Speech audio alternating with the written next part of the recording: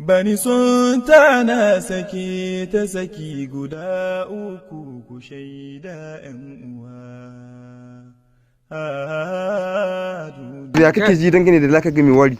Lakan da mai wari ga nan cikin halin kaka. Ta da murmushi. To waye saka cikin laka kenan? A bar bincike. To bai kamata duk dan adam yanzu ya kusance ka ba saboda warin da kake da shi dole sai an samu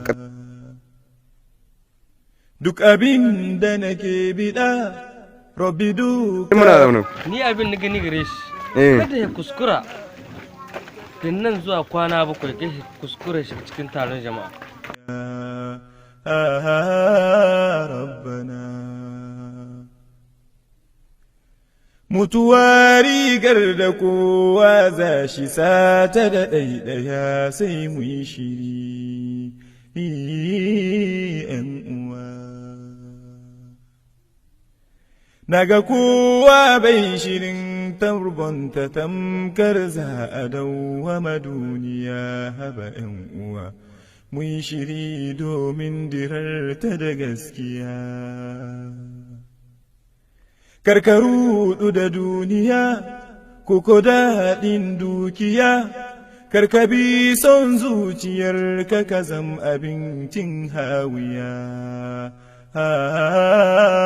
ɗan uwa.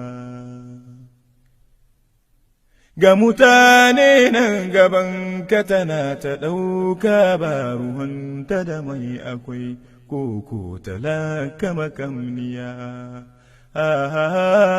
Duniya.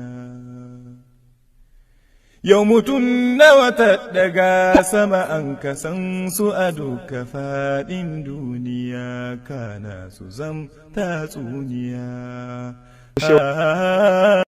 Bani sun tana sake ta saki guda uku ku shaida ‘yan uwa.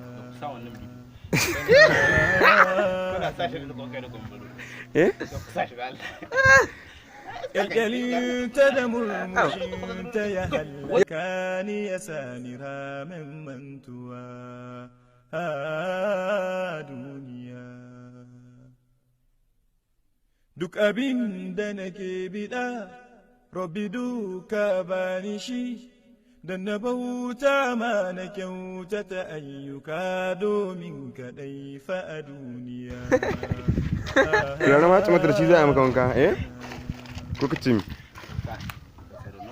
Mutuwa rigar da kowa za shi sata da ɗaiɗaya. Hakika sadisa tumuron na ilhassan. To wai shi ya ce in ta daga zuwar inda shi labari gasa na MC in ta da Abdullahi ya zama buzon ta muzullin wani gari Messi ita matama wanda shin Abdullahi karat Haruna wanda kwas duka an ka haɗe jimilla ta mai da shin ta takatadiyyar